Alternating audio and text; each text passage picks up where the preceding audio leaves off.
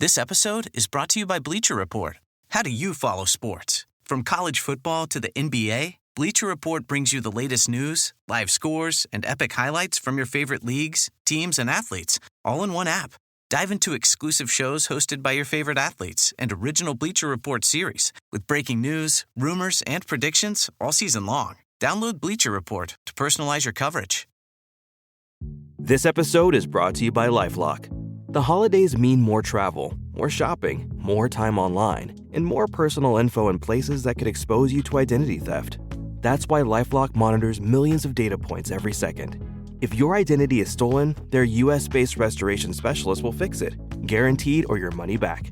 Get more holiday fun and less holiday worry with LifeLock. Save up to 40% your first year. Visit LifeLock.com/podcast. Terms apply.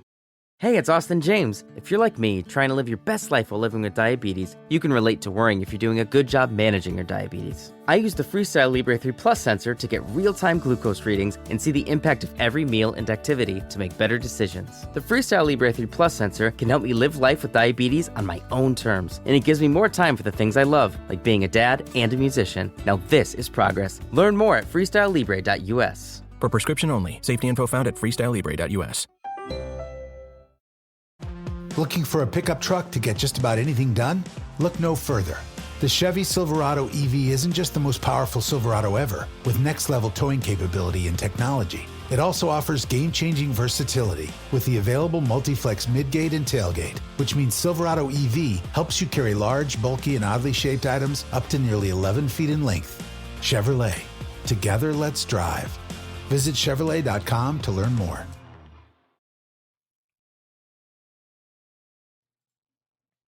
Hi, everyone. Dan here with a quick introduction to the Robin Lehner episode of Weird Islanders, the podcast that you are about to hear. We recorded this episode back in the summer, and it was actually the first one we did for season 4. When the season started, it was scheduled to be released this week, on the Friday following Christmas Day. Earlier this December, Lehner broke his silence in an interview with the Las Vegas Review-Journal and in a series of very raw messages on Twitter that addressed his mental health and the struggles he's had since he stopped playing. We decided to run this episode at its scheduled time because it mainly focuses on his time with the Islanders, of which we're still very appreciative, but also because, as you'll hear, we are still fans of the man, and we wish him and his family peace and happiness, which is what everyone deserves, not just at this time of year, but all year long.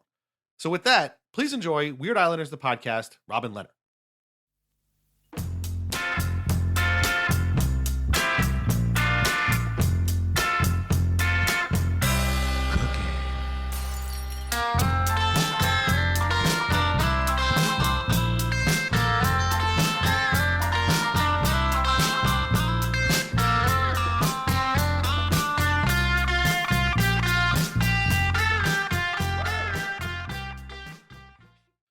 Hey everybody, it's Weird Islanders, the podcast, back once again. My name is Dan. That is Mike. How are you this evening, Mike? I'm pretty good. I'm excited to get into one of my favorite Islanders ever, an Islander and an athlete kind of that poses a fun question here, which is, how long, how many games, how much of an impact do you have to become a legend or a cult hero? Because I would argue that the gentleman we're talking about tonight I'm not alone in saying he's one of my favorite Islanders. I don't think I'd be alone in saying that he's one of the Islanders I felt most connected to during his stint on the island. And I think that there's a bunch of people out there that owe this man a debt of gratitude for not just the way he handled himself on the ice in the blue paint, but off the ice and his honesty and bravery. So, I mean, I feel like a lot of these episodes, there's a lot of like tongue in cheek and such that we talk about. Like when we call someone an Islanders legend, I think The next name you expect to hear out of one of our mouths is Marty Reasoner, right? Like Islander. Oh, look, there's Islander legend Marty Reasoner in the crowd tonight. But this man is he's almost in a class of his own. And his counting stats don't put him there, but it's like the overall impact prorated for the amount of time he was here. He's definitely in a class of his own in that regard. Oh, definitely. And you would be hard pressed to find another sort of one season player for any team that had the impact that this man had and made as many fans as this man did and left an impression the way this person did, all in one season. Like, it's a little bit crazy. And yeah, I know we're as guilty if anybody's throwing the word legend around, and it's like, oh, it's, Jay Pandolfo, or like, we get that, like, there's those legends, but then there's also like a legit legend, right? You have like the Dennis Potvin, Brian Trottier, and Mike Bossy levels of legend, but then you've got these sort of other level of legend in between the dynasty guys and the goofball guys that are like, no, this guy was really good and did it all in one season. So he's definitely a legend. But no, I'm excited to talk about this player. It's been a long time coming, actually, and I'm excited to talk about this season too. And in order to do that, we brought on one of our favorites. You know him as the host of Hockey Night in New York. He's our good friend Sean Cuthbert. Sean, how are you this evening? Gentlemen, I am great. Happy to be here. Thanks a lot for having me on, man. I'm excited. It's always great to talk to you. The last time we spoke was about Roberto Luongo. And that's right. Since that time, and Kevin Weeks. And in that time, Roberto Luongo finally got his name on a Stanley Cup. So, I mean, how did you feel seeing, you're a huge fan of Luongo, as we found out last time, but how did it feel for you to see that man lift the cup finally for the first time in his career? I thought it was great. I mean, not the way he wrote it up, right? But I mean, he made it. He's there. Yeah. And he, and like, I think it was just so cool seeing how just excited and like genuinely thrilled he was to finally get there and get his name on the cup, even though he wasn't on the ice. It was awesome. And then I kind of learned secondhand that I forgot that he was even with the organization, but Brian McCabe got on there too. Oh, wow. Hey, there you go. I didn't know that either. Wow. yeah, he was working for the team too. So I think he got his name on there as well. So 2 former Islanders right there. Yeah. The Panthers are a lot like the Islanders in the sense that, like, they never have, they used to. Now they've won a cup, so everything changes. But like, they always had trouble kind of getting people there. But then once people are there, they never want to leave. I mean, why would you want to leave South Florida, right? So like, I'm not shocked that Brian McCabe is there, but it was like, oh yeah, how about that? That's pretty cool. Well, you would think that really Luongo probably played a part in that, right? Because they were probably pals back in the day, right? Yeah. I'm sure they have a lot of Islanders war stories to talk about. I guess. Well, no, McCabe would have been gone by then, I guess. Oh, right. But, that's true. Yeah, but did they cross paths in Vancouver? Am I making that up too? Didn't McCabe that might be the connection. That might be it. Yeah. You might be right. And McCabe played in Florida for a bit too, so I don't know if they just. That's right. That's right. Yeah. So I don't know, Brian McCabe, man. He's a complicated. I know this episode's not about Brian McCabe, so I'll couch it pretty quickly. But he's a complicated one for me here. Yeah. Because he was someone who I was like really gassed up about when I was young. Then obviously he leaves the Bates thing. And then he ends up with the Rangers for a minute. I'm like, what? Yeah. This guy really kind of is annoying. He played for a lot of teams. Yeah. Yeah. He played for the Leafs, obviously. Yeah. It's just too many. He seemed to very much embrace the Islander villain role the moment he was right. Like he was just like, you know what, screw this team. And he just decided to become a villain. And hey, it works out sometimes. But we're not here to talk about Brian McCabe or Roberto Luongo. We are here to talk about another guy who, again, as Mike was saying before, is very much a legend and a guy who we love to talk about and talked a lot about and will continue to love to talk about for a long time. And so without further ado, Sean Cuthbert, will you please reveal the subject of tonight's episode of Weird Islanders, the podcast?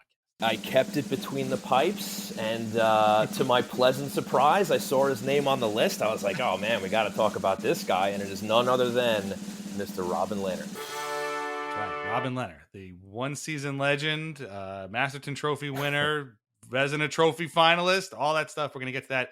He packed a lot into a little short time with the Islanders. But before we do that, reminder that we are on Patreon, patreon.com/IslandersAnxiety. Membership gets you ad-free episodes of this show, plus bonus podcasts, written posts, and a whole lot more. So sign up today, patreon.com/IslandersAnxiety. So yeah, like you said, we did 2 goalies before. We're doing goalie again. Your partner on Hockey Night in New York is Stefan Rosner, who is a goalie. Are you making like a sort of a subtle maybe criticism here of maybe Stefan needs to hit the ice a little bit more, maybe do a little bit more practicing, all these goalies? I don't know what you're talking about, Dan. Actually, what's really funny? I've tried to get him to fill in on my my roller hockey men's league team, and so far he has thwarted every attempt. So I'm not giving up hope yet, but I'm hoping one night it works out because he's a busy guy. He plays for his own team, and hasn't worked out, but hopefully one day soon. That's really funny. But so we could throw him into the goalie conversation as well here. But so yeah, like you said, you want another goalie, you saw him on the list. So what was it specifically about Robin Lehner that drew you to that? Was it just the memories of a not long ago incredible season, or was it something else? Honestly, I just thought he would be the best conversation. You know, there was some fun names on the list that I kind of, tucked to the side. I went up and down. I went through it a couple times. And I was like, well, it's Weird Islanders. Maybe I got to pick somebody a little more obscure, because as you guys, very well introduced, like what a legend he was in such a short time. It's almost weird that he is a Weird Islander, but he meets your criteria, right? It was a short stint. It just happened to be such a celebrated one, But I just figured that, he's just a guy I would genuinely love to talk about and kind of celebrate the time that he was with the team, because he was so beloved. And like Mike said, I connected with him as well. I admired him very much for just his willingness to come forward and his outspokenness about his issues at home and what he was dealing with and what he was going through. And obviously I think that's the biggest reason why he endeared himself to the island so quickly, because he was just like, hey, I'm a human being too. I make a couple million, I put the pads on and play professional sports, but I have my own demons. I have my own life going on. And it was very easy to root for him beyond just what he was doing on the ice, The fan base and Lehner somehow, and this is a guy who he was never on my radar ever before he was on the island. Like I remember when he bumped Kevin Poulin. We talked about that on the Kevin Poulin episode. Yes. And, I just remember him being a fiery guy who I just assumed was going to be this like a journeyman goalie, kind of like in the mold of what Eunice Corposalo is now, right? Like kind of just bounce around, maybe he'll have a good season here, a bad season there, whatever. Pre-Islanders. So he never like clicked into my head as a guy that could end up here. But because of the timing of it, like it just made so much sense that this guy with, as Sean was saying, like his demons and his vulnerabilities, and the fan base who was just in a very different way, obviously, dealing with their own demons and hurt, like came together at the perfect time and found one another. It is such a romantic story, and the stuff that sports is supposed to be about, right? Like this is the stuff we're supposed to talk about when it comes to sports. We're supposed to talk about Robin Lehner and his New York Islanders stuff. Like there's a lot of bullshit that people talk about all day long online about sports, and it just is a waste of time and breath, and then they move on to the next subject. Like this is what this is what it's all about. This is why we go to games and watch games, because we want to root for guys and stories like this. Yeah, without a doubt. This is the story that we all hope that happens. Like this is the Cinderella story that we all, every time a team signs a free agent, this is what they want to have happen, right? Like this guy comes in and has a season for the ages, and the team has a season for the ages, the likes of which they have not seen in decades. Like this is a season that the Islanders finally reached a point where their numbers for the regular season anyway, and the first round of the playoffs, were very much like their dynasty era. I mean, their first sweep since the 83 Cup final, their first 100-point season in however long, like it was kind of crazy. And so Robin Lehner did a lot for that, and was an integral part of that, although it only lasted, again, one season. We'll get to the departure in a little bit, because that's kind of a story unto its own. But I want to start with Mike talked about first, because he didn't start out as an Islander, obviously. He started out as an Ottawa Senator and a Buffalo Sabre, and was drafted, what do I have here? Second round by the Senators in 2009. He's a big dude. He's 6'4". That's going to take you a long way in the goaltending world, and spent a couple of years with Ottawa. Not too distinguished. He had an okay season in 2013-14, and then did not have a good follow-up. He only went 9-12-3 the year after going 12-15-6. Again, the Senators were not particularly good back then. So then he gets traded. He gets traded by the Senators to the Sabres with David Legwand. Remember David Legwand? Wow. For a first-round pick that ended up being player Colin White. And he spends most of his time with the Sabres. Actually, to this day, he's spent more time with the Sabres than any other team. 133 games, 42 wins, 61 losses, 22 overtime losses. Again, not a good team. he would look great one day and then not so great the next day. I should have mentioned this back in the Ottawa section. He may be best remembered for an incident that we talked about in another episode of Weird Islanders podcast, in which he bumped and apparently wanted to have a little bit of a beef with Islanders goalie Kevin Poulin. Well, a little bit more defensive style of hockey that period. The Islanders had some opportunities, more opportunities on Lehner. And really, then a little scuffle going here. Howie is. I had put my head down to make a note. When I picked it up, I saw Kevin Poulin going down to his knees in the neutral zone. Lehner, the goaltender for Ottawa, on his way off, was met by a couple of Islanders. And I would imagine that Lehner is the reason that Poulin went down. And after we just saw what we did with Rick DiPietro and Brett Johnson, this almost takes it to a surreal level. Yeah, you can see that Poulin is really upset. Now watch the two goaltenders. Watch this. Oh, yeah, there's no question about it. Leonard sticks his left arm out. If the linesmen see that, there's going to be some sort of penalty here, whether that's a 10-minute misconduct or a 2-minute penalty. But that's clearly, watch the goaltender. He just gives him a forearm smash to the left side there. Hamannik grabs Leonard. You're not going to do anything with him. He's got a mask on. What are you going to do? Well, remember during the skirmish with Tavares and McCulloch, Leonard actually came in after McDonald went to McCulloch to the aid of John Tavares, and I don't know whether or not there were any words exchanged either from Poulin towards Lehner or from anybody else at Lehner.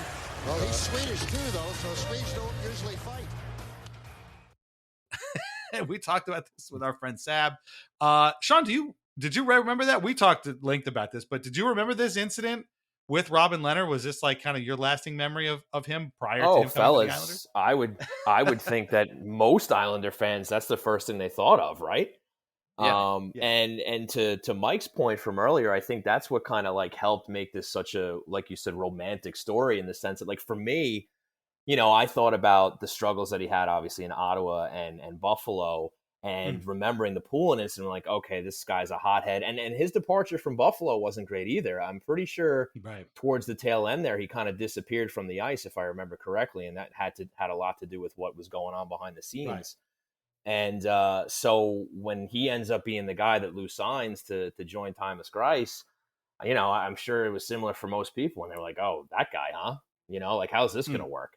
And you remember that incident, and you're just like, all right, I guess we'll see what happens. And then, of course, he ends up blowing our minds in the most positive ways possible, right?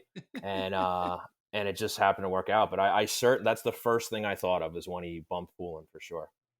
I think actually it's important to remember that Greiss was here too, because if we were not Islander fans, right? If we were just Anaheim Ducks fans and we're going through our preseason, just like poking around on daily face-off, like looking at the lines or the rosters on NHL.com, just to peruse the league, which like we all do.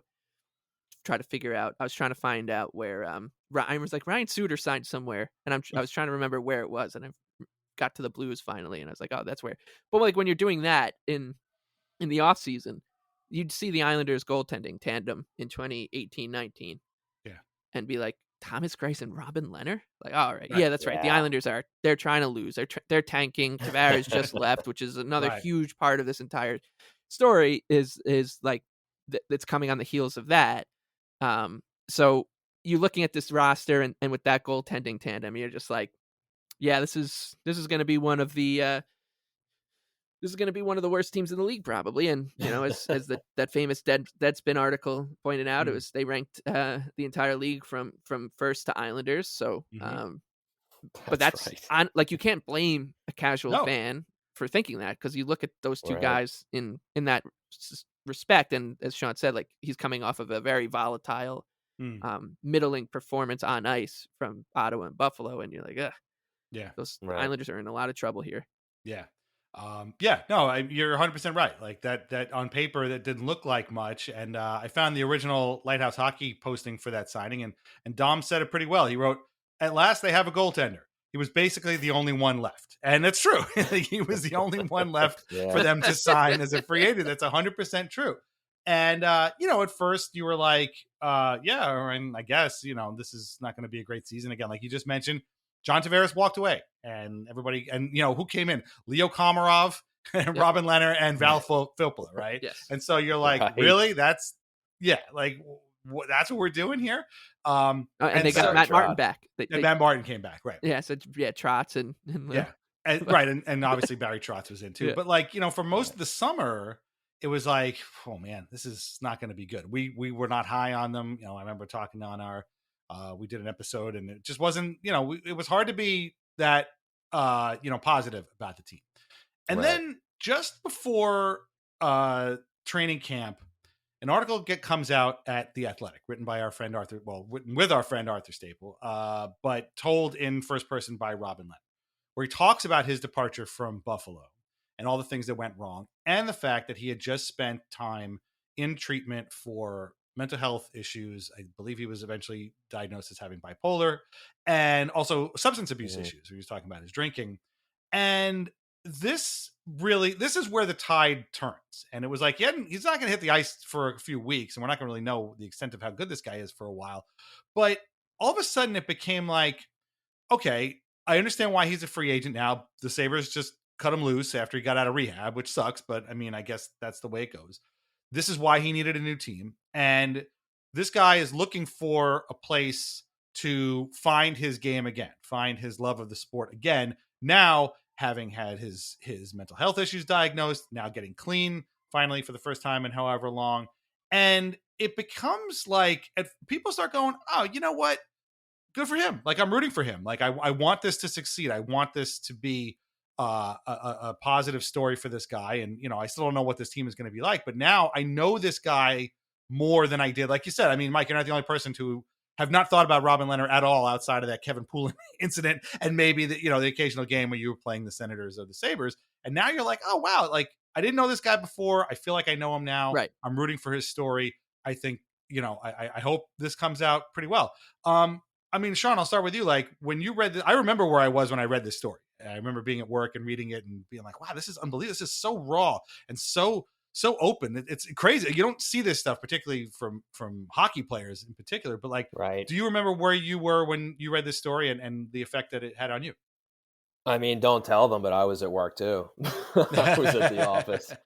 And that's when I was just firmly on the bandwagon. I was like, let's go. Yeah. Let's get behind this guy. Right. You just got all that context, and you got a much better understanding of why he might have been behaving the way he was previously. Right. Oh, that makes sense. That's why he went after Kevin Poulin back then. Right, yeah, exactly. But also more seriously was, again, like I said before, you just got a very human side of a professional athlete that, I think in that article, if I remember correctly, he talked about how he sat down one-on-one with Lou Lamoriello. And I'm sure this stuff came up, right? They must have talked about it. Right. And, just the fact that, hey, like, Lou was giving him another chance. And that was something that Lehner was always very appreciative of. That, Lehner understood where he was in the hockey world at that point. And he always respected and appreciated the fact that Lamoriello gave him another shot. He always was outspoken about that. So when I read that article, I was like, this is, no matter how this season does go, this is a guy that I'm rooting for before he even steps on the ice. And I think it was just, it was great timing to get that out before the season. Not to say that it was set up that way, but I think it was just a great way to kind of rally Islander fans behind him and behind the team before they even got going. And I mean, just look at the way it paid off, right? I mean, we're talking about him so glowingly now because not just because of the player he was that year, but just because of the person that he turned out to be. As we've been saying this whole time, like, we just got behind him. Like, Islander fans we're pretty simple. This is something we always hammer home when we're complaining about two much bigger markets, or three really, and their fan bases, and then how the hockey world kind of portrays Islander fans. And when you actually dig deep and look at the reality of situations like this, like, it took Islander fans 1 minute to digest that article and be like, this is our guy. Like, he's got a chip on his shoulder. He has something to prove. And that's what this fan base is all about. Like, we have the same thing. We got to prove every year. We got to prove that, like, we're in the NHL too. Like, we should be treated like other fan bases and not, it's okay for Flyer fans to boo a guy who they drafted is never going to play for them. And you guys are all making light of it, but we do it to a guy who left us high and dry. and we're bad. Plus, this man who we're talking about today, I'm sure we'll get to his return. Like, look at how he's treated here, and his connection with the team. Like, yeah, you treat us right, we'll treat you right. And it's one of the coolest things about this season and this player and the connection is it was so unspoken.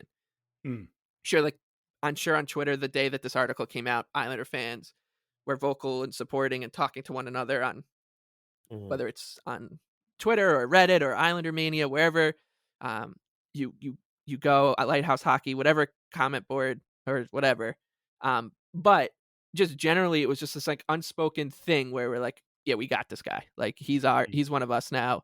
And Lehner picked up on it right away too. It was so natural. And that's what I was saying before about sports. And like, this is exactly what you want. You want these characters to root for these kind of characters and these kind of stories. And you can't take them for granted when you get them, because in sports these days, how many times a day do we hear sports is a business? Oh, it's a business. It's a business. Like, no, it's really not. Like that's offensive to hear sometimes. Like, yeah, I get that it is, but it's not a business when it comes to like the way I feel about Robin Lehner and the way Robin Lehner feels about Islander fans. Like that's you can't quantify that. That's just a raw human thing. And it happened right away. It's so strange to go from like you said, literally not, this guy's just not on your radar. Click, snap of a finger. He's like one of the most important people in my life. Yeah, it's true. It's true. And now a word from our sponsors. First is always VintageIceHockey.com, where you can get t-shirts, hoodies, jerseys, and more featuring over 100 classic hockey logos. Vintage Ice Hockey now carries a full line of Islanders Anxiety merch featuring our blue and orange brain logo, as well as our Al Arbor and the Island shirts. And as always, our portion of the sales go directly to the Center for Dementia Research. That is VintageIceHockey.com. Try wines from the Pinot Project. They offer a Rosé, a Pinot Grigio, and a Pinot Noir that was named a Top 100 Best Buy by Wine Enthusiast magazine. All are delicious, priced at less than $15 a bottle, and available at local wine shops and at UBS Arena. Learn more at thepinotproject.com. Please drink responsibly. Yeah, that's the thing we don't talk about too, is like Lehner picking up on that as well. And I mean, I've joked before, I'll probably joke again before the end of this episode, is that, during that whole season, the Islanders went from like being left for dead to, finishing, I think they finished second in the division that year. They swept the first round. Like they end up having one of the best seasons they've had in a long time, being one of the best stories in the NHL that season. But of course you won't find that out because everybody was complaining about them being boring or being this, that, the other thing. And, the Islanders didn't get the bump of like, you know what, good for those guys. I'm happy that they're having success. They went from being like, I hate those guys because they suck, to I hate those guys because they're good. And there was no in between. And they made at least exactly one new fan that year, as far as I can tell. And his name was Robin Lehner, because Lehner didn't think about us either. Like, he didn't think about the Islanders. Like, they're just another team on the schedule. He's going to play. He's going to whatever. But like, he shows up, he writes this thing. It opens his entire soul, his entire heart to these people he doesn't even know. And the next thing you know, it's like, hey man, good for you. We're rooting for you. And I can't imagine what that must have been like for him to have been like, holy shit, these people are really, he got more love for the Islanders probably in his first, week on the team as he did from any Senators or the Sabres. He spent years there. Because it obviously hit hard because he's got the island on his neck now. Yeah. Well, let's get too far ahead of ourselves. We're going to get to that in a little bit. Yeah. But so this article comes out, completely changes the narrative. Now it's like, well, we still don't know if they're going to be any good, but we're rooting for this guy. He's our guy. We want to see him succeed after, the troubles and the trials that he's had. And the season starts again. This is the first year under Barry Trotz, so we don't know what he's going to be doing because he doesn't have Alex Ovechkin and Nick Backstrom and Braden Holtby on the team anymore. And at first, things are a little bit dicey, but the goalies, Greiss, we'll talk about Greiss in a little bit, but Greiss and Lehner in particular are terrific. And while the Islanders still kind of work the kinks out of the defensive system, trying to get, I remember Trotz getting angry at Jordan Eberle for blowing a zone too early in the loss to Tampa Bay. And like Trotz is like, his steam was coming out of his ears. And I was like, oh my God, this guy's actually mad at a blown assignment. Wow, we are in a new world here. I've never seen that before. The goalies were terrific. And in fact, I had completely forgotten about this. Robin Lehner's first game as an Islander was a shutout. Yep. Alone back there, picks up the puck, steps in front. Lehner the save, and a jumping rebound grab from Komarov in the dying seconds. In front, and one more to add to it for Lehner. Barry Trotz makes the change, gets Brock Nelson out for the faceoff. Robin Lehner, a 35-save shutout in his Islanders debut. He's the first Islander ever to record a shutout in his first game with the team. They beat the Sharks 4-0 in Barclays Center, which I had also completely forgotten about because I thought they were done with that. Yeah, it was the weird split season. Yes, it was. Yes. Didn't play in that game against the Blue Jackets at the Coliseum. But yeah, it was a weird split season. Not one complaint from Barclays Center about Barclays Center from Robin Lehner though. But yeah, he had a shutout over the Sharks. So I mean, you guys remember him shutting out the Sharks? Because I didn't. I was shocked to find this out. I was like, holy shit! And I watched the video of it, and it was terrific. I didn't until you sent me the notes, admittedly, Dan. But I was like, oh yeah, that's right. He did do that. Right. I don't remember that game, but I do remember his introduction when he was the backup against the Predators on the home opener. And it was crazy because everyone was so excited about Trotz. Yeah. And obviously Barzal was coming off of a huge season and excited about them.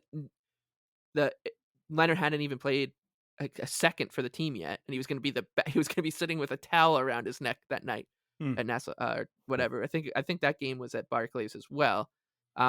Huge pop for this guy, like just an absolute massive ovation when they did the player introductions. And I just remember being like, wow, like because like I said, I didn't realize that it was this unspoken thing. I didn't realize that everyone else was kind of just like swarming around this guy.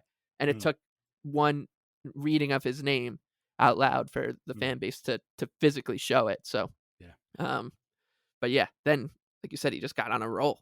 Right. Yeah. Yeah. So Sean, like, what was now that we've gotten all this out of the way, what were your impressions of Lehner as a player now that we can see him on the ice? I mean, to me, he didn't do anything like special, but he was athletic, he was quick, and he was calm. And as the Islanders' defense got better, he got better. And I mean, he just had, I'm going to look up how many shutouts he had that year.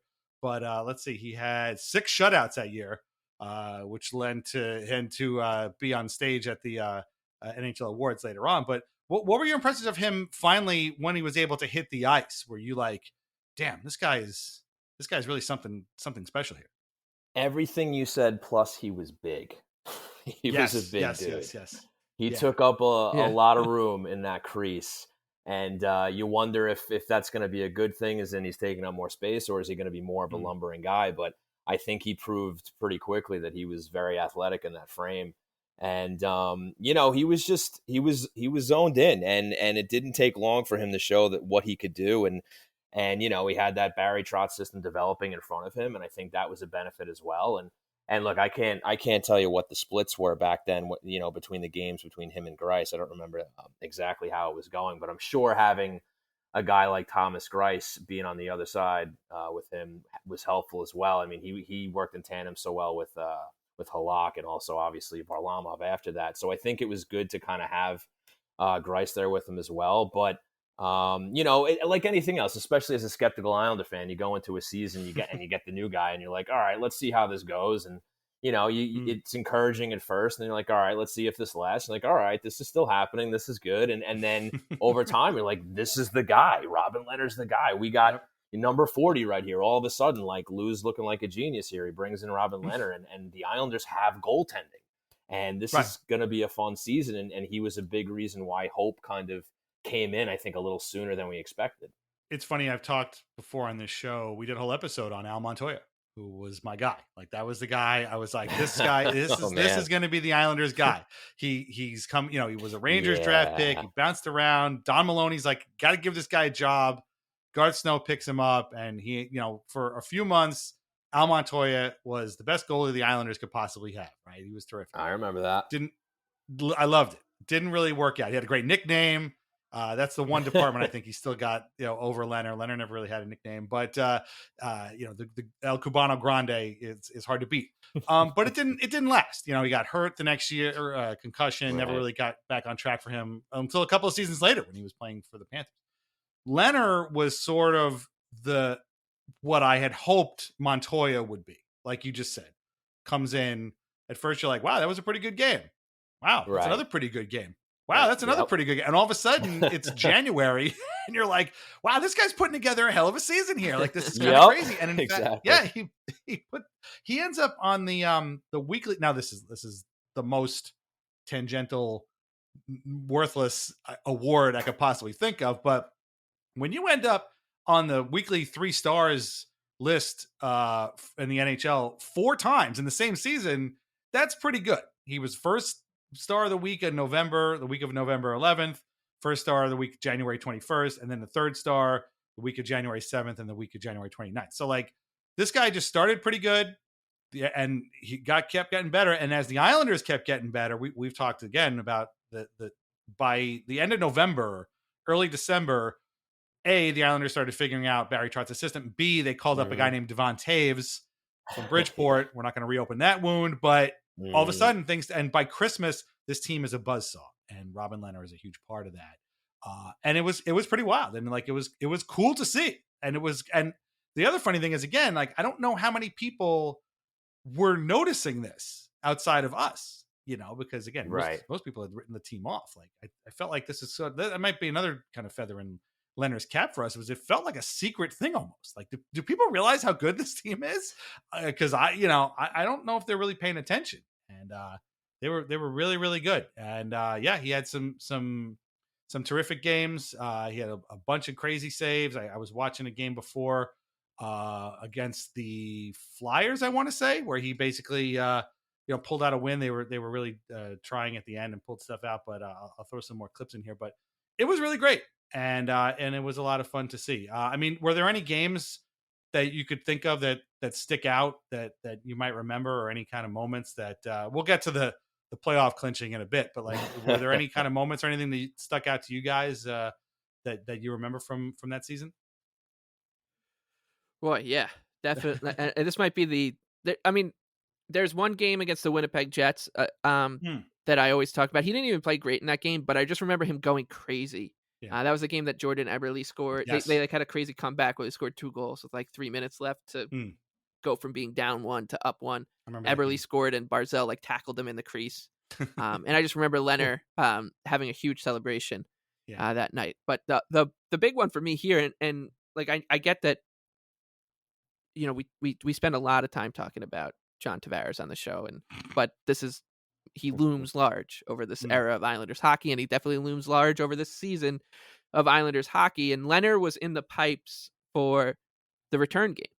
Yes. And I think it's such a funny juxtaposition to, I'll present half of that juxtaposition here, and then we'll get to his return later. But that night, I just remember him right after the game being like, holy hell. Like, I can't remember exactly what he said in the interview or on Twitter or whatever. He's like, that was an insane atmosphere. I can't believe, like, I knew it was going to be crazy coming in, but it was nuts. And for him to be in goal that night, here's a guy who was with the Islanders at that point for all of 4 months. And there's already tons of jerseys in the crowd. People are super connected to him. He's probably already thinking, "Oh man, I'm gonna get a tattoo of Long Island on my neck at this point." Like, he's already there. He was big. I remember him being big into very close to Johnny Boychuk and stuff, and but he's in the pipes. He's there for 4 months. The guy who was the captain of the team and was there for a decade is now just getting torn to shreds by this fan base. And he's just like, oh my God, like, I'm so happy that these guys are on my side. Like, and all it took was for me to be like, hey, like, I kind of like feel your pain. Like, and us being like, and we feel yours and we understand it. And you be honest with us, we'll be honest with you. And we're sure as hell going to be honest with that guy over there. And just that night, it's so funny now to think that he was in goal for that game. Saw the way we treated that return, and then he gets the return he gets, as we'll get to later. It's that he's like, for some reason, there's a lot of images from being in the building that night that come to my mind, like that are like emblazoned in me. But one is just like him standing in the crease as the play is kind of the other end of the ice. Just, it looks like he's just soaking in the fact that we're baying for blood against a guy that he was never teammates with. Right. Yeah, that's really funny. Yeah, I don't have a specific game, but I think just to piggyback off of Mike's thoughts is that he just loved being an Islander. Like he just took it all in, and like he just genuinely and passionately loved being a part of the team. I mean, think about it this way, right? Like, how many players are probably as heartbroken as he was when it didn't work out the summer afterwards, right? Like, he wanted to stay. He didn't want to go anywhere. And as Mike said, he just took to the team and the island, the community so quickly, where he just loved the shit out of being a New York Islander. And I think it just helped him endear himself even more to the fan base. Yeah. Well, and it's like you said too, like he was looking for a redemption place and that opportunity.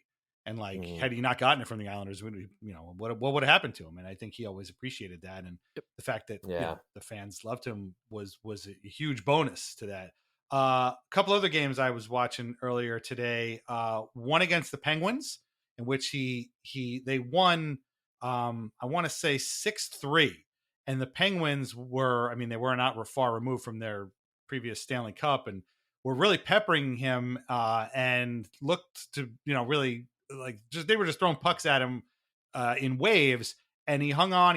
He made a ton of great saves, and the Islanders just went down the ice 3 times in the second period, scored 3 goals on like 3 consecutive shots. That classic Penguins goaltending that we all know and love, and they walked out of there with a win. Riley saying the Penguins away shorthanded. We got some numbers. Carl Hagelin winds and fires one. Chest save made by Lehner, and no rebound. Exchange with Malkin, circle to circle, Kessel, back door, chance for Hornquist in front, stopped by Lehner, diving effort by Malkin to get it up high, Riikola for Kessel, bouncing puck to Riikola on the key, Malkin, Kessel at the dot, shoots, and it was blocked in front, Simona drive, and a save made by Lehner, the follow-up by Gensel, goes across, Johnson's right there, shoots, save made, Lehner well out of the crease, back across, Lehner able to make the save on Gensel. Another one was a game in LA early in the season back in October, and the Islanders came back to win that game. I want to say like 7-2 or something like that. Again, they first it was pretty even, and then they just broke it open. And if I'm not mistaken, Brendan talked about like that was their first win at Staples Center since like 2004 or whatever. Which I was like, wow, I didn't realize Staples Center had been open which is not even Staples Center anymore. So like he kept having these moments. And, they weren't all shutouts, but like he kept them in a lot of games. And back then, and this is where we'll talk about, Barry Trotz, the other end of this conversation a little bit. Back then, the Islanders finally, again, figured out Trotz's system, which not only relied on playing tight defensively in your own zone, but also forechecking the hell out of the other team, staying in their zone as often as you can, and getting odd man rushes and chances. And what drove me nuts, it was that this team used to be able to break the puck out on a 2-on-1 like it was nothing. Like that was just their default setting was boom, 2-on-1, boom, 2-on-1. Dude, I saw Matt Martin score a goal on a 2-on-1. Like it wasn't really a 2-on-1, like, but he was open on the other side of the ice, and I forget who it might have been. Clutterbuck just hit him with a pass, and he deposited like it was nothing. Yep. And it was like, I completely forgot that guys like Matt Martin were scoring goals like that. There was a shorthanded goal with Filppula and Ladd. Filppula spent that entire season on an on-man rush. Like every time you looked up, you're like, oh, there's Filppula. Oh, this time he's with Komarov or he's with Eber. Like it's just like this guy. It was insane. Again, Ladd had 2-on-1 goal. Like it was crazy. Beauvillier's first goal didn't come until actually that Penguins game, which of course was almost November at that point. But guess what? It was on a 2-on-1. Like they used to break that puck out so quickly and get these chances that were so fantastic. This season was a joy. I love talking about Lehner because he was such a huge part of that season. But man, this season was just so much fun. It was a lot of fun. The awfulness of the summer and just the depression of like this whole breakup thing to go back to this season. This was a season where I left Twitter for the most part. I stopped listening to other podcasts. I only watched the Islanders. I forgot how much friggin' fun this season was, just the way they played. And the fact that people called them boring when they're scoring 4, 5, 6, 7 goals a game, most of which on like odd man breaks and 2-on-1s and stuff, just boggles my mind. Even to this day, 5, 6, 7, whatever years later, I couldn't believe it. But like I mean, like Sean, I mean, you're almost as old as I am. You've seen a lot of Islander seasons. Like how high on the list does this rank for you in terms of like just pure enjoyment and joy of watching this? I mean, there are not a whole lot of options for this team, but like this has to be one of the most fun seasons we've seen in forever, basically. No, you're absolutely right. And as we, started talking about at the top of the show, like, the memories are flooding back as you guys are speaking. And I'm thinking about this and thinking about that. And I'm like, yeah, that was just such a damn fun season to watch. And you nailed it by saying like, how cathartic it was, for what happened after the summer, right? Like it just kind of helped us forget about that stuff maybe a little sooner than, we might have expected, right? And we could actually focus on what the team was doing on the ice because they were playing so well. And Trotz was, probably getting them going a lot sooner than we thought that they would, right? And it was like, hey, like this, and that's when you start thinking, man, this might actually be a little rebirth for the team here. Because like when it was all doom and gloom in the beginning, because 91 left, oh no, what are we gonna do? And then it's like, hey, fresh start, Snow's gone, Waite's gone, Lou's in, Barry's in. Robin Lehner is the real deal here. We got goaltending. We got a team here. You get Devon Taves coming in after Thomas Hickey goes down, and you're like, wow, we have a young team here that looks like we got something special here. They go on the run, like you said, 100-point season, and a great way to cap it off is they sweep the Penguins in the first round. They give a little hope, even though they go down in the second round. But it was just great that. I think because the bar was set so low by what happened over the summer, it was that much more special that everybody got to go to Barclays and or the Coliseum and just have a good time. And it was just fun to be around and watching the Islanders. And as you keep saying, like, despite the fact that everyone's telling us that we shouldn't be enjoying this because they're boring and right, like they were the only underdog. Narrative. Yeah, it was such a lazy narrative, and it was so funny to just watch. Like sports, generally, the default setting is everybody kind of gets behind the underdog, at least the neutrals do. And for somehow this underdog team that had a great underdog story of being abandoned by their once thought to be franchise savior, the guy that they drafted before Victor Hedman, like they had the underdog story to a T. And everyone decided to spit on it and be like, and I'm pretty sure they were all still waiting for the bottom to fall out in March, April, right? They just couldn't fathom the Islanders hanging on to this run and actually, becoming a team to be reckoned with, right? They just refused, and they even did after the fact, right? Like, even they didn't get. Funny enough, they didn't get respect until after the second conference final. That's when I think you had guys like Greg Wyshynski picking them for the cup, and then of course they have the disastrous season with the Dano Chara and all that, but that's how it goes, I guess. Yeah. And what feature of this season that I'll never forget is that you would wake up one day, it'd be a Tuesday, and the Islanders would just win games for 3 more Tuesdays. Like they would go 3 weeks without dropping a point. It was crazy when this team would get on a run, and the formula was Lehner keeps us in the game. We get a 2-on-1, Val Filppula scores, and the other team's like, how the hell did that just happen? We just peppered 12 shots at this guy who was not very good last year, and he's stoning us, and they just get their one chance, and now all of a sudden we're screwed because like they have the game on the script that they want, and it just worked so well. Like it was so much fun when you'd watch a game and be like, oh wow, they're about to go on another one of these runs because that was exactly the way they're supposed to play. The goalie was on, The players were tight defensively. I don't think we're going to lose for a couple weeks. And then you wouldn't. You would just be like, oh, the Islanders are on tonight. They're probably going to win. Like, that is such a bizarre feeling to have. Right. And it took a lot of getting used to, Yes. too. I remember that was a big theme that we talked about on the podcast, being like, I don't know how to deal with this. I just don't. Right. Yeah, no, I mean, Right. that was the power of a team that could hold a lead, you know? I mean, they would go into a third period up 1 goal, and that game was over. Like, it was over. I mean, you know how many empty net goals I watched today, and watching these guys? A lot more than I watched last season, in real time. This episode is brought to you by AWS. Amazon Q Business is the new generative AI assistant from AWS. Many tasks can make business slow, like wading through mud. Help! Luckily, there's a faster, easier, less messy choice. Amazon Q can securely understand your business data to help you streamline tasks, like summarizing quarterly results or doing complex analyses in no time. Q got this. Learn what Amazon Q Business can do for you at aws.com/learn more. This year, Santa's bringing the power of Energizer into his workshop. Whoa, the Energizer Bunny's got so much power. Wait, he's powered up all the toys. I think that means we're done for the year. I love this bunny. He's the hardest working helper the North Pole has ever seen. And he wants all your gifts to have the power of the #1 longest lasting AA battery. So this holiday season, stock up on Santa's and the elves' favorite battery, Energizer Ultimate Lithium. Yeah, this was a heck of a great time. And of course, he was in net for the playoff clinching game. I thought it was against Columbus, but I'm looking at his... It was Buffalo. Oh, it was okay. It was yeah, Buffalo. I think okay. so. I think they like... I was in Maryland visiting my brother for his birthday that day. So I wasn't in the building, but I was watching it down there. And he's a Ranger fan. So he's watching me. And he's like, what's the deal here? Like, what's going on? Like, you're really...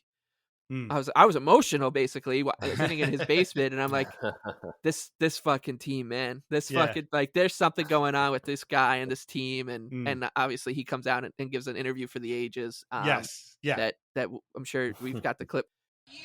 To help the team clinch a playoff spot against your former team, what does that personally mean for you tonight? Oh, playoffs, baby, playoffs.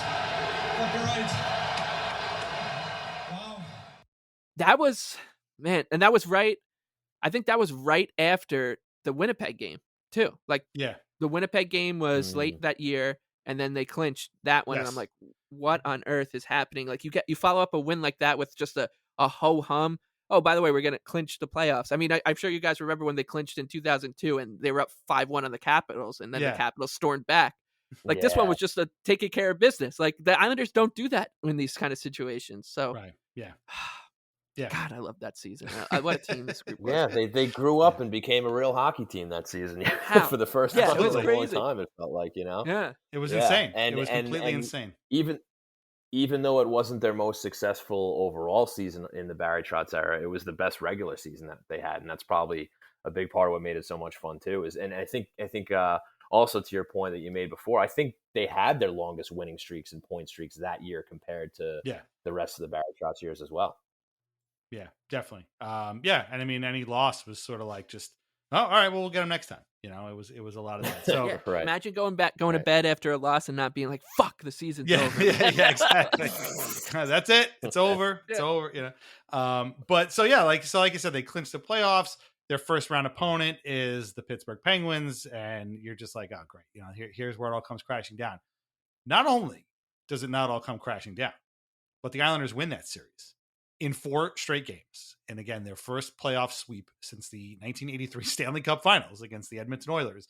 And this is, of course, the classic Game 1 to the Island series. And Mike and I have talked about this. They had home ice. Home ice in the second round. Imagine that. Having home ice advantage in the second round of the playoffs. Yeah. Crazy. It was completely nuts. And as Mike and I have said before on this show, the week or so between sweeping the Penguins and starting the next series against the Carolina Hurricanes, which we'll gloss over in a second, might have been the best time I have ever had as an Islanders fan. Like, they had this amazing regular season. They've had these amazing guys come in. Again, we don't want to gloss over Thomas Grice's contributions too, because he was just as good. Right. I mean, he could have gotten these Vezina votes as well that Lehner would end up getting.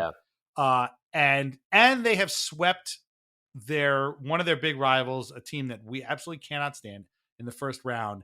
I was basically on vacation just while at home, because to me, I've never been happier. I've never been more on cloud nine as an Islanders fan than that time period. But I mean, what are your recollections of that playoff series, Sean? Like, it was just nobody expected them to sweep. You know, maybe some people gave them a chance to get the Penguins, I guess, but like nobody expected them to sweep and to win those first two games, win that third game in Pittsburgh, which was, let's see, they only gave up one goal. They won that game 4-1. The Penguins scored the first goal, and then it was all Islanders after that, and then they swept them in game 4, 3-1. It was just the greatest thing ever. I mean, talk about a surprise. Oh. If Robin Lehner was a surprise, sweeping the Penguins in the first round, it was probably an even bigger surprise. The very start of that series was incredible. You remember, was it the first shift? When Thomas Kuhnhackl came in, he scored a goal, it gets waved off for offside. And then on the very next play, Jordan Eberle goes in and scores. I mean, the place was going bananas. Yeah. What a way to start a series. And then it's almost what like a perfect moment of that season, too. Like, it was amazing. No, that goal doesn't count for you guys, Islanders. All right, fuck you. We're going to score again then. Yeah, that was I'll never forget. I was in the building. It was awesome. It was because people went wild when they thought they had the first goal, and then to have it happen right afterwards, okay, this one's going to count. Everybody went wild, and it was just their series from that point on. And it was just so much fun to watch them not only beat the Penguins, but sweep the Penguins and smoke the Penguins. It was a beautiful sight to see. It was so much fun. Right. Yeah, they smoked them. Like, and there was one Penguin player that series that I was afraid of as we got into like the business end of it was Phil Kessel. Like, he was the only one who I felt was dangerous at all. And he scored game 1, and they scored late in game 1 too. And I remember thinking when they tied the game up, sent it to overtime, being like, damn, like same old Islanders. Like we can't have good things. I forgot. I lost myself for a few months here, but this is the Islanders and they're playing the Penguins. Obviously the series is going to go the way we think. And then Leonard was so good that entire series. Like, there were people, to continue the theme of like the Islanders are just a fraud. There were people who were like, oh, without Lehner, the Islanders don't win that series. Yeah, and guess what? Without Lehner, the Islanders aren't in the fucking playoffs either. Like, it's a big point of a big part of the team is that this guy was really, really good for them. He was so good in that series. Right. That building, those first two games was. There's so many great times to be in a Coliseum that we all like to talk about, and I feel like game 1 against the Penguins is almost overlooked a little bit when we talk about him. But as Sean was saying, like the way that building was going into when people were walking in, I always remember tailgating, going in, and everyone was so happy to be there. Robin Lehner understood the assignment. He understood the mission, right? Like, definitely. Islander fans that season, we understood the mission. Like, we're here to basically flip the birds at everybody else and be like, yeah, we're not supposed to be here, but we're going to enjoy every second of being here right now. And you could feel that in the air that night. And that goal, the goal by Kuhnhackl, then the phantom goal, and then the goal by Eberle, you hear it all the time when it comes to Coliseum, right? But the place was just shaking. Yeah, it was shaking. You could hear it on the TV how loud it was. Like, you didn't need it's loud down here, Eddie. Like, like you knew it. The place was completely. There was when the cameras shake. There was no better way to set a tone for a series in a game 1. Because that's when just everybody in the stands was at an 11 after that. Yeah. It was awesome. And and Lehner was terrific. He made 41 saves in that first game. I mean, that's a lot. Awesome. He was awesome.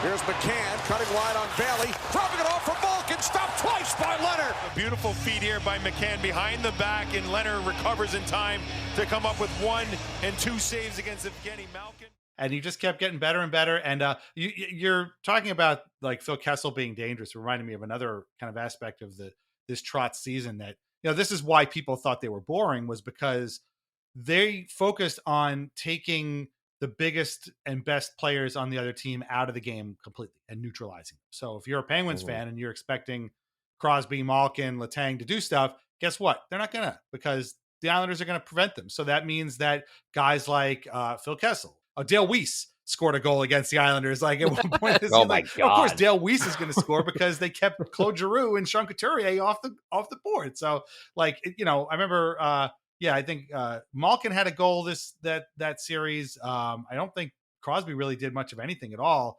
And that was the game plan. And it worked perfectly. And that was just cloud nine, just the greatest thing ever. Now, second round series against the Hurricanes went less well. They got swept less well. It was unfortunate. There was some goals that went the wrong way. It was a sweep in the sense that they lost 4 straight games. Now it's going to sound like Rod Brindamore, but they lost game 1 1-0.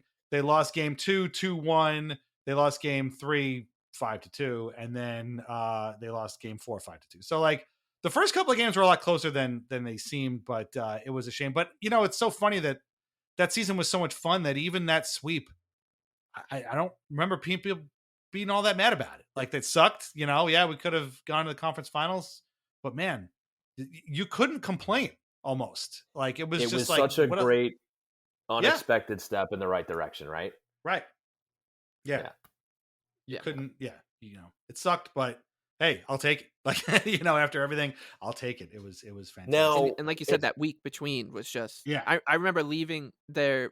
So game 4, when they swept the Penguins, I told some people at work, I was like, you're going to have a great time. We're going to go watch the Islanders sweep the Penguins. I can't believe, like, they all knew I was nuts about the Islanders. I was like, I can't even believe I'm saying these words out loud. We're going to go to the Offside Tavern and watch. It's an Islander bar not too far from here. So we walked there, and they had like a water main break that night. So they had to close the bar, and everyone's like, shit. But they're like, go to this other bar. I think it was Off the Wagon or something. Off the Wagon. So I wasn't there, but I remember that happening. Yes. Yeah. So it was, we all walked to Off the Wagon. They put the volume on. And the Islanders kicked the shit out of the Penguins. Mm-hmm. And I was with my friend Mike that night, and we're walking to a Subway. He's got a nosebleed. And I just remember walking into the Subway platform and looking at him, and him looking back at me and being like, we have like 8 days off. I know. It was crazy. 8 days to just enjoy the fact that we just swept. Sidney Crosby just got his lunch handed to him by Adam Pelech and Ryan Pulock. And Leo Komarov is scoring goals. Like, we just swept the Pittsburgh Penguins with this team that was left for dead. Oh, yeah. Awesome. What a time that was. Yeah. Like, it was so good. Yeah. That's why that Hurricane series really just doesn't bother me one bit. No. So the one thing that always stuck with me from that series, and you guys can tell me, I forget if it was game 1 or game 2. I think it was game 2 that went to overtime. And this is still burned into my memory, but the Islanders were on a rush up ice in overtime. And Cal Clutterbuck made this very ill-advised drop pass in the neutral zone. And that led to the rush the other way for the Canes to go back and score and win in overtime. I think it was game 2. That was game 1. But I don't recall. It was game 1. 0-0. And I feel like that I feel like that just set the tone, and I was like, this isn't good. Because they played a good game. And I remember feeling hopeful about getting the win in that game. And for what, it's just, listen, you have a brain fart. It was one of the worst possible moments you could do it. But I guess Clutterbuck thought he had support, and he left this little drop pass. He got a little too cute, and he really ended up paying for it. And then unfortunately, they just couldn't, get back in the series. And they had that goal by Taves waved off for kicking, even though he was below the red line. Like, there was a lot of weirdness going on. Everything. I mean, it's just that was game that high 2. Stick. That high stick in front of the net that they didn't call, but from one camera angle it looked legit, the other camera angle it looked above the crossbar. I remember that too. Yeah. If they win game 2, I'm not saying they win the series, but it's a much different series. Let's put it that way. If they don't go down Carolina down 2 games to none.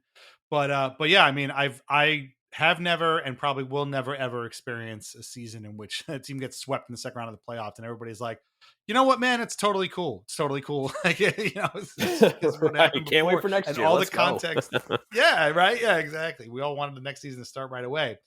But herein lies the end of Robin Lehner's time on Long Island. So he only signed a 1-year contract because, again, he was coming out of rehab facility, trying to find that place to get that opportunity. And, we all just assumed that why would they not re-sign him? I mean, this guy has been giving you everything you could possibly want. He goes to the NHL awards. He ends up winning the Masterton Trophy. He gives this very stirring speech, which resonates with a ton of people. You know, I took that first step, got help, and that was life-changing for me. And that's something we got to keep pushing for. We got to, you know, end the stigma.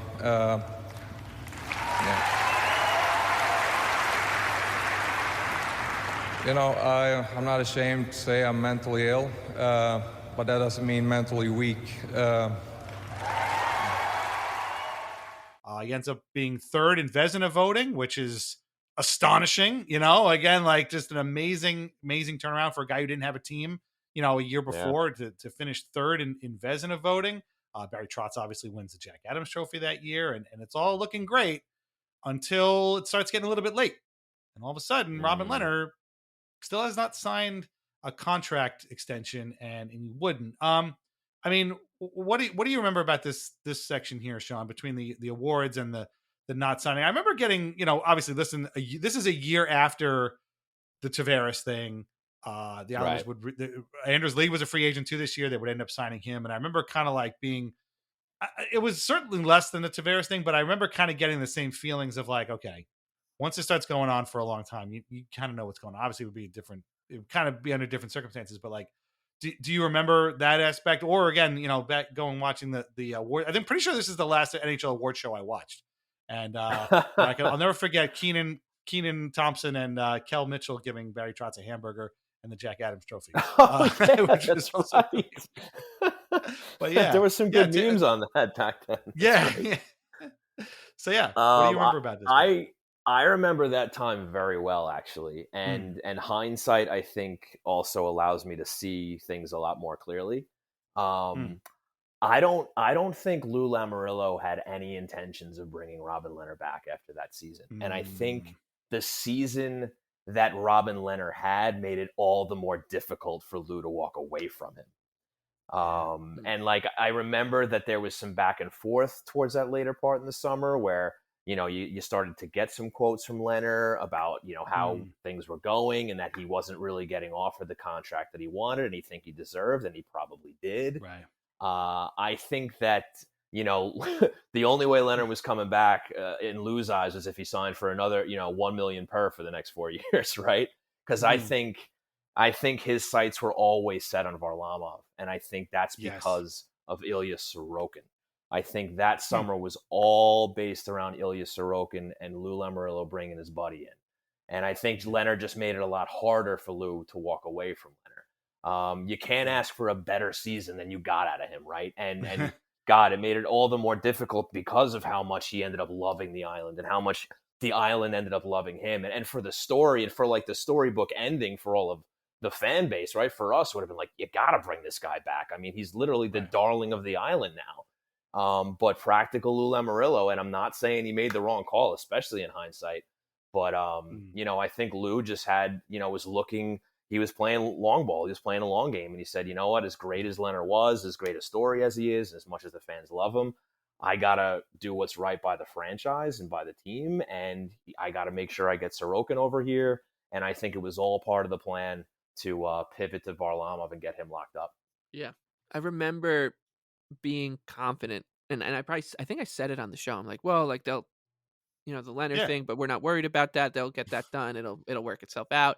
And being a little bit more worried about Nelson and Eberle and Lee, and being like, that's when it gets a little more difficult. We'll probably say goodbye to one of these guys. And one just in a little aside, it was one of my favorite things about this summer was that when the Islanders signed Nelson to 6 times 6, everyone was like, are you kidding me? Brock Nelson for $6 million for 6 years? Like when you could have had Kevin Hayes for $1 more $1 million for $1 million more a year. Like, and I remember being that, okay, this person just has no idea who Brock Nelson is. Of course not. They still don't. Yeah, they still don't. But fact. Oh God. But yeah, and then when it went a little longer and longer, you just are like, oh man, like, and then when they announced Varlamov, it almost it felt weird to be like, oh God, no. Like, am I gonna hold this against Semyon Varlamov? Like, be like, like that he's taking Lehner's spot. Yeah. So I mean, it went away. That went away as Right. the summer went on. Like I didn't feel that way, but right in the beginning, I was like, God damn it! Like they're gonna sign Semyon Varlamov to a 5-year deal and not give Lehner something. Like this is almost like a little annoying. But I remember doing an episode, and we were like, we don't like this. Like we would rather just have Lehner, and it wasn't in the cards. And then he ends up signing with the Blackhawks, and it was a couple of days later, and then the sort of more information starts to trickle out, and basically, according to Lehner, he wanted term. This was he had proven himself to be a valuable member of the team. He liked it here, obviously. People liked him, and he wanted term. And the Islanders were like, we don't want to do that. And at some point, I think, if I'm not mistaken, they finally did offer him a 2-year contract. And he went away to think about it because it wasn't the term. That wasn't the term he was looking for. Yes. And then by the time he came back, they're like, well, we've just signed Semyon Varlamov. So bye. Yeah, I really think that was the plan the whole time. Like, I mean, no, you're probably right. You don't like to hear the team messing around with him or anything like that and doing him dirty. But I think that, I don't know if they were negotiating in good faith. I think again, as shrewd as Lou Lamoriello is, and we know that he is, I think he always had his sights set on Varlamov and putting him, stapling him next to Ilya Sorokin. Yeah.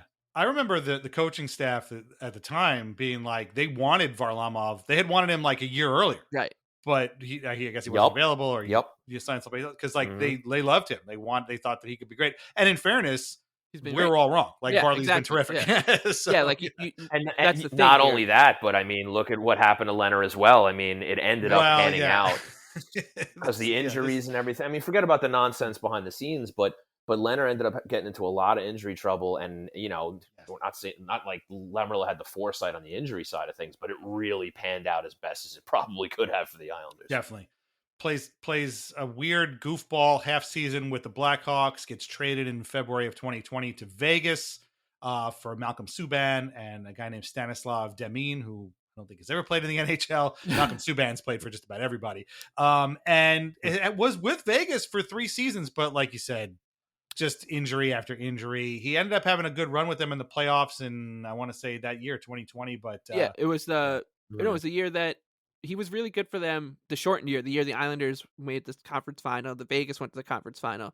Oh, right, okay. And I wanted to say, like, I remember the Vegas fans loved him, and he had a really. It seemed like it was a really good relationship too, and I felt like it almost felt like watching like a loved one move away and be like, you know what.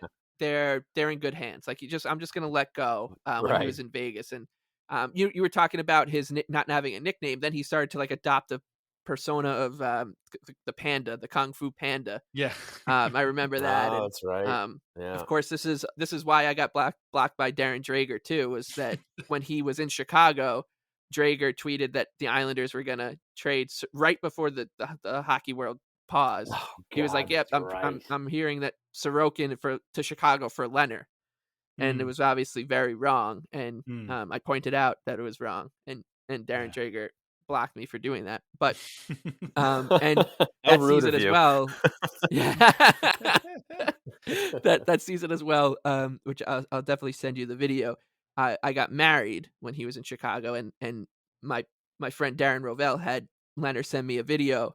Good luck video from a hotel room, which was something that I'll always cherish. And I, every now and then it just like pops up on my phone and I just crack up. Hello, Mike. It's Robin Lehner here. As you can see, just want to say congrats to you this weekend and thank you for everything you helped sharing in my journey this year. It's going to be a big weekend for you, and I mean, it must be true love. A Bruins fan, I don't know how you do it, but congrats to both of you. Like it to the whole theme. This whole season was so good, but like honestly, you can talk about like the main characters of the season being Trotz and Lou, and they certainly were huge parts. But I really think the person that really captures what this whole season was about was Lehner. And like getting that video from him, like you can maybe he's just doing it to, as a favor of Darren, but like it looked to me, I'm like, this guy, like, he just gets it, and he loves the Islander fans, and I think he would do this for any Islander fan, and be happy to do it because it just brings him back to his happiest time. And for like us, like I'm giddy talking about this season, and it brings me back to like my happiest times. And man, it was just such a perfect sliding doors moment where like this two cultural forces, Islander fans and Lehner, just come together, and that all reared itself when, as we'll talk about when he comes back. Yeah. But yeah, it was the bubble season where he was really, really great for Vegas. He he just went 3-0 during the regular season. I think he was hurt, but in the playoffs went 9-7 and actually supplanted Marc-Andre Fleury as the starter in the playoffs. And was that was kind of a big moment for him. Although he went 23-17-2 in 21-22 for Vegas. And he won another Jennings Trophy in 2021 with the Golden Knights, and was still getting Vezina votes during that Chicago Vegas season.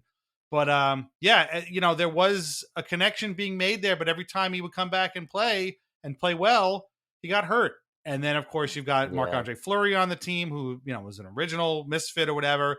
You've got Alan Walsh tweeting. This was the legendary Fleury with the knife, the sword in his back season. That was incredible. And as Sean alluded to before, there was some off-ice stuff that Lehner got in trouble with.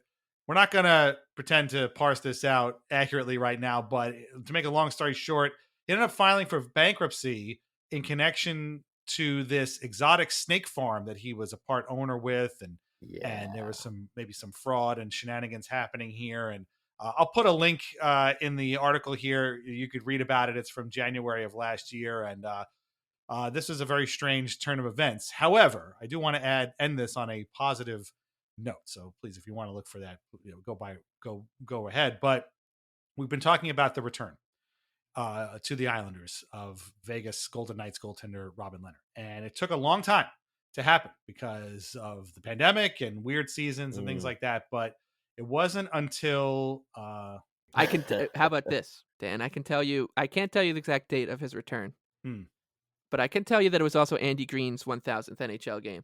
Wow. Against Vegas. That's really something.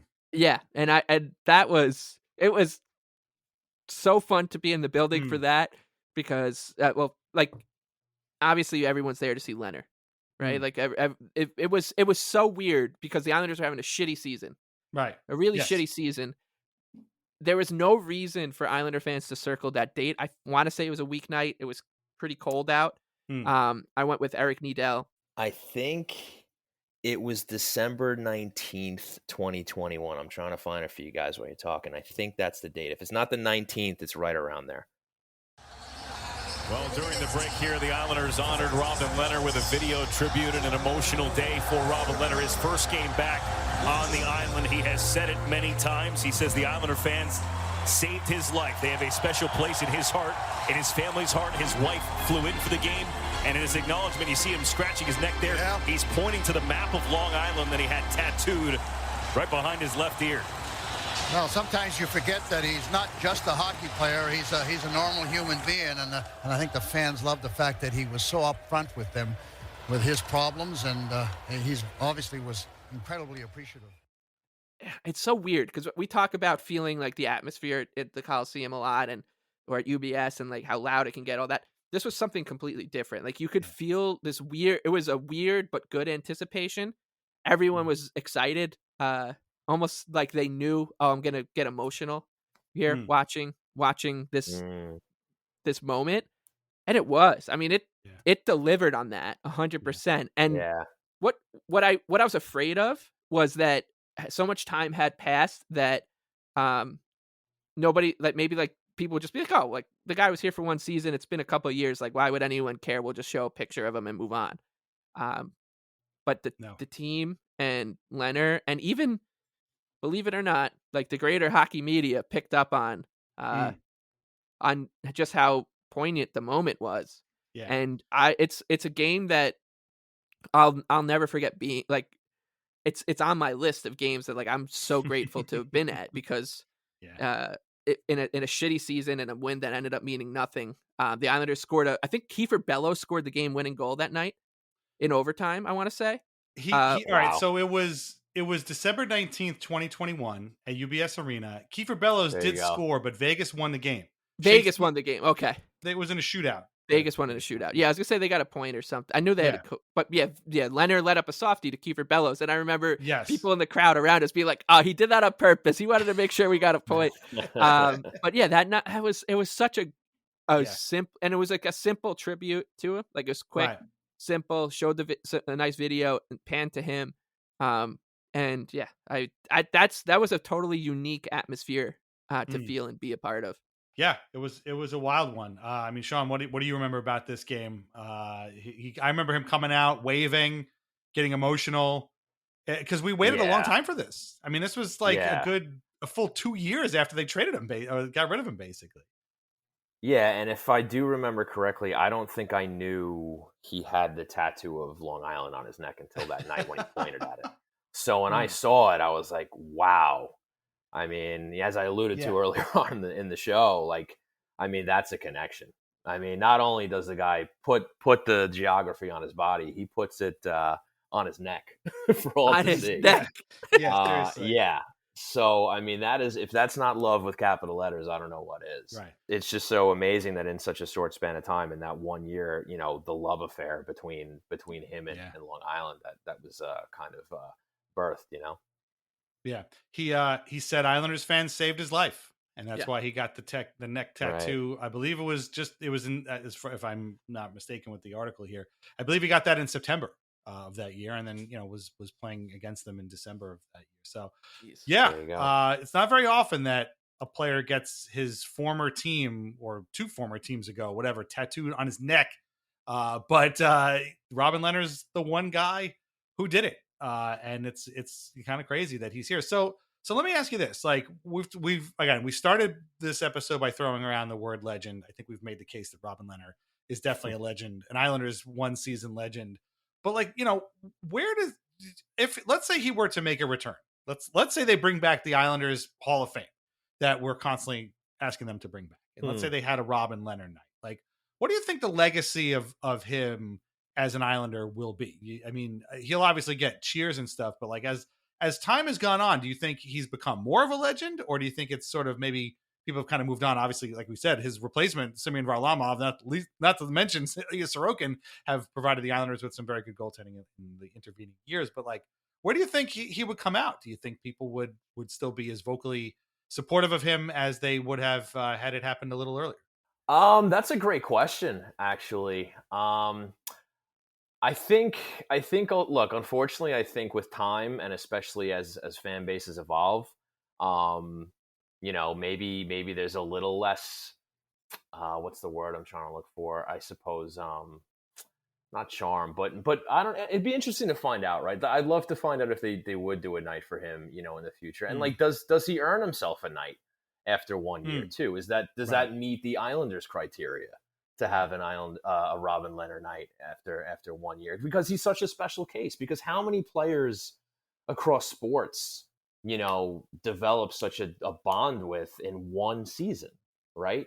So I think for those of us who were there to experience it and watch it from beginning to end, from when he, that Arthur Staple article came out and until the very end of it, like I think that's always gonna hold a very special place in the hearts of the fans that experienced all that. You know what I mean? So I just don't know. I just don't know if that's something that would happen down the road. I mean, listen, if all's going all right in his life and he can make it over here at some point, just to honor him, I'm sure he will be on the first plane to Long Island. And I think he'll be celebrated very well. But I just, I don't know, even to think about the Islanders Hall of Fame, does he meet the criteria to get his name on that board with Kenny Janssen and whomever else is on that list?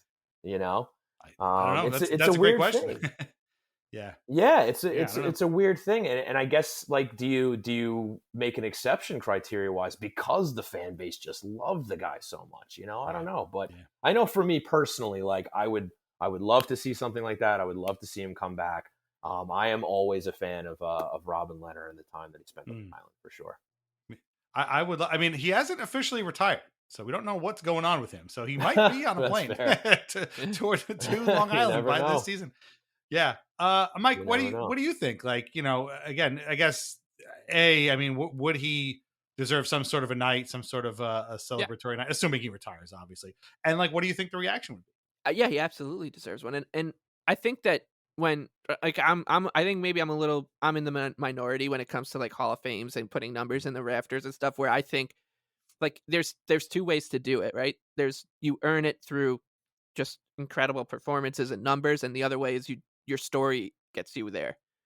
Right? Like, and I think that Robin Lehner's story and the incredible circumstances and coincidence and cosmic kind of confluence of him and the Islander fans being, at very similar kind of paths. Like Sean used the word where he was talking about like a new beginning for this franchise, and that season was a new beginning for the franchise, and obviously was a new beginning for Lehner. So the fact that all kind of happened and it worked so perfectly that the Islanders upset the odds. Lehner that season upset the odds. The connection was so real and unique and something that I'll never take for granted. Having him as an Islander, I don't think he'll ever take for granted being an Islander. I think that story absolutely deserves to be in any Hall of Fame you want. Like it's such a good story, and it takes us. We talk about it all the time on the podcast.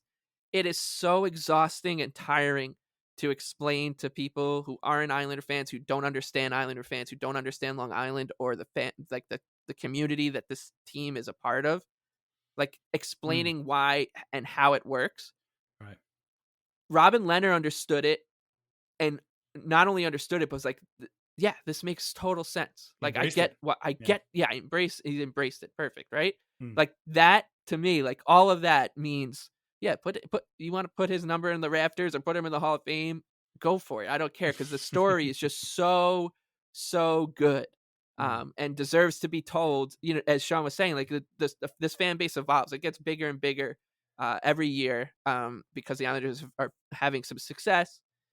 You see Islander stuff around. I joked with Sean a couple weeks ago that you'd go to hockey night at a bar in Rockville Center called Croxley's, and you'd have to be like, hey, you're having like a hockey night special, can you turn the Islanders on? And the bartender would just say, what channel would they be on? Like, there'd be nobody. You would go months without seeing Islander gear, and now you're starting to see it. So like, but the story of Lehner and that season and what he meant to the team and what happened, the impact we had on him and he had on us, deserves to be told to the evolving parts of the fan base. Like that story deserves to be passed on. And if that means that you go to a game and someone's like, why is that guy's plaque on the wall if he only played one season here? You'd be like, oh, well, let me tell you, like, it's such a good story, right? Yes. Like that's the whole point. Right. So Mike, it's such a good story. While you were saying that, I was thinking to myself, even if the Islanders didn't do anything to honor him, let's say they didn't meet whatever criteria they have set forth to do something like that. Like if the fans had a Hall of Fame, right? Like let's say they had a room in a bar somewhere or in a building somewhere, and there was a fan Hall of Fame, and the fans voted on it. Like he would absolutely be in the fan base's Hall of Fame without question. Yes. Yeah, absolutely. Hey, sounds like a great idea. We should do that. Let's talk about it. Let's talk about it on the night. Right, exactly. Yeah. Sean, this has been an absolute pleasure as always. It is talking to you. Yes. So what's on the horizon for Hockey Night this year? I mean, this is first of all, I know I asked you this last time too, but it was a season or two ago for us. Like, what year is this for you? I mean, you've I think we Islanders Anxiety and Hockey Night New York have to be the two longest running Islanders podcasts going, right? I mean, what year is this for you? Dude, I think we are. And and hey, credit to you guys, man. You guys have been killing it for such a long time, and it's been a pleasure to meet you, especially hanging out with you, Mike, a couple of weeks ago, and Dan, having you on the show a couple of times. Just bravo to you guys for keeping it rolling, and being willing to be crazy enough to dedicate hours of your life to talking about this team. Yeah. But I think for me personally, I'm going into year 11. Like I didn't make a big to-do about this past year being 10, but I think think it's year 11. Yeah, started with Tony, I think in the, what was it, the 13-14 season, I think we did, maybe, if this old memory serves. So year 11 next year. Yeah. That's an Go eternity ahead. in this. It's an eternity. No, I mean, it definitely opens a window into the lunacy that is Sean Cuthbert. that I've decided year after year, regardless of what's going on the ice, that I still want to talk about the Islanders and think enough of myself that maybe a few people want to hear me talk about the Islanders throughout the season. But it's been an awesome ride. I appreciate that. Well, we like hearing you talk about the Islanders. We enjoy it. I mean, and the great thing about your show too is like it's gone from like radio to Twitch to, you know, like it's on podcasts and YouTube. Like you've really kind of covered the gamut. And again, it's 11 years is a long time. I don't know if people realize this. Like to do this for 11 years, it really is. We've been doing this this is going to be year 9 for us, I think. And it's like that's a long time. You put a lot of effort into this and a lot of work and. You know, how many late nights? I mean, Mike and I talk about this all the time. You tell your family, you tell your wife, whatever. Hey, you know what? This will be a quick one. It'll be fun. You know, it'll be fine. I'll be done soon. And then, you know, it's like 11:30 and they're like, I'm going to sleep. I'm like, oh, yeah, I'll be done soon, you know? So it's a lot of work. And I mean, to be at it for that long is crazy. And I mean, you guys get such great guests. You and Stefan do such a great job. And the beautiful thing I love about Islanders shows is that everybody's different. And everybody does you know, their thing, and they're all good at it. Like, you know, your thing is different than our thing, but I love listening to your thing, and it's great. And I get so much information from it. You guys do. You had Neil Smith on, like that was terrific. The whole thing was really great. He was great. And year 11, year 15, year 20, I'll be here listening to. Oh man, that means a lot, man. I really appreciate it. And as far as you guys go, I mean, you are kind of like the unfiltered voice of the New York Islanders fan. You know, we especially Stefan does it a lot better than I do, but I try my best to, you know, take the professional angle and, you know, maybe be a little more you know, what do you call it, unbiased or whatever it is, right? Yeah. But you guys don't give a shit, and I love that. Nope. You guys just tell it like it is. And like you're saying on your show what I'd probably like to be saying on mine, you know, that maybe sometimes I can't. So, I mean, like you said, I mean, it seems like there's so many shows, but everybody kind of carves out their own niche, and it's great. And like, you know, for an Islander fan base and an Islander community like this, and there's so many of us, even if a lot of us lurk in the shadows, you know, it's just great that there is so much choice out there. And you know, like you can get one perspective, and you can almost space out your week and say, all right, Monday I'll listen to these guys, and Tuesday I'll hear what these guys have to say, and it's fresh every time. So it's just it's great to see how many people are as crazy as us, you know, putting their hat in the ring and wanting to talk about the team. So but to, you know, long-winded answer to your original question is excited to get into next year. Super excited. We're expanding the team a little bit. We're going to be expanding the coverage. We'll probably have some more announcements and you know, a little more detail on that as September rolls around. But yeah, once training camp hits, we're pretty much going full throttle, especially when the season starts in October. But for us, it's just about expanding coverage and getting some bonus stuff in there, and you know, a couple treats here and there that we'll talk about more. But Stefan's incredible. He's probably the hardest working man on the Islanders beat. I was just gonna say that. And he finds a way to make time for doing the show and you know, helping expand the show with me too. And we got some great kids coming in to help us out too. So I'm super excited, and it's just going to be, it's a lot of work, but it's a lot of fun. Yeah. Well, I'm excited. I'm excited for the new stuff, and I'll be listening and watching as always. In case anybody doesn't know, where exactly can they find you? I mean, again, you're on, I usually watch you guys on YouTube, but you are on Twitch doing it live and everywhere else. So please let everybody know where they can find Hockey Night New York whenever you guys get started.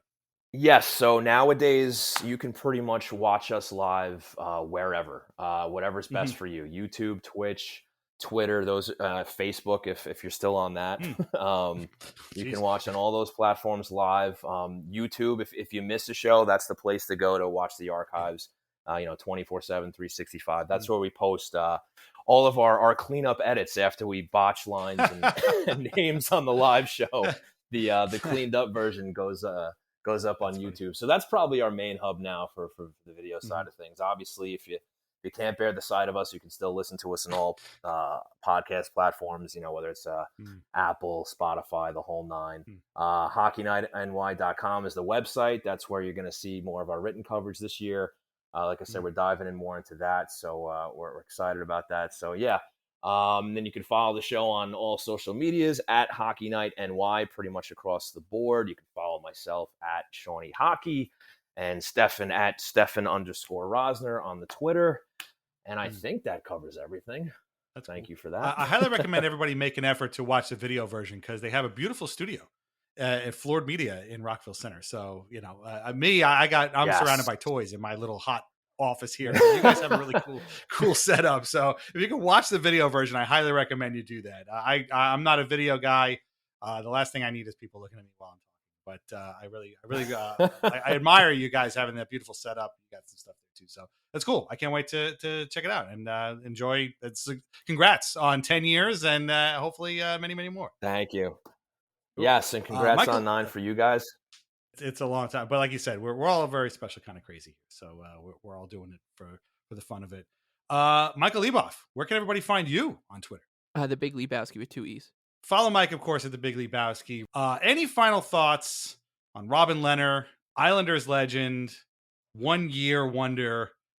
I think it's simply put, like there's one thing I would say to Robin Lehner. Actually, 2 words I'd say to Robin Lehner, and that's playoffs, baby. How many times has he heard that? I'm sure there's like Islanders fans walking around. Really just goes to show you like how desperate we were at the time too, that like just making the playoffs was a huge deal, man. Just it wasn't like him lifting the cup. It was, playoffs, baby. Meant everything. We're always rooting for, like, just a guy will always root for, man. Just in every facet of his life. So hope you're well. Hope he's well. And the one thing I'll leave you off with Robin Lehner was, I don't know if you guys remember, but he had that line, same here. Same here. You guys remember that? Yeah. Hashtag same here. So that was a charity that he got tied in with, I believe, during his time on the Islanders. He got linked up with a gentleman named Eric Kusin. I hope I didn't butcher his name, but, he's obviously a big proponent about mental health awareness. So if anybody is looking to either find help for yourself or for others, that charity can be found at samehereglobal.org. I'm actually still wearing the wristband that Eric sent me a few years ago because, like I was saying before, it kind of touched me with Lehner's kind of mission, and then I kind of looked more into it. So if anybody's looking for either help for themselves or help for family or friends, samehereglobal.org, and that was the charity that Robin Lehner used to always plug. Fantastic. That's fantastic. And please take a look there if you're looking for some help. Thank you, Sean. That was awesome. Sign up at patreon.com/IslandersAnxiety for ad-free episodes and bonus content. Follow us on Twitter at Isles Anxiety Pod. Subscribe to us on Apple Podcasts, Spotify, Amazon Music, Audible.com, iHeartRadio, YouTube Music, and wherever you get your podcasts. Our theme song is, of course, Knuckles by Bjorn Falk. Listen to more of Bjorn's music at Bandcamp and at Spotify. Read Lighthouse Hockey every single day for your most up-to-date Islanders news and discussions. Islanders Anxiety Podcasts are part of the Fans First Sports Network. Shop VintageIceHockey.com. Try wines from the Pinot Project. And we will talk to you again very shortly with our next episode of Weird Islanders. And until then, keep the Islanders weird. We'll talk to you later. Bye-bye.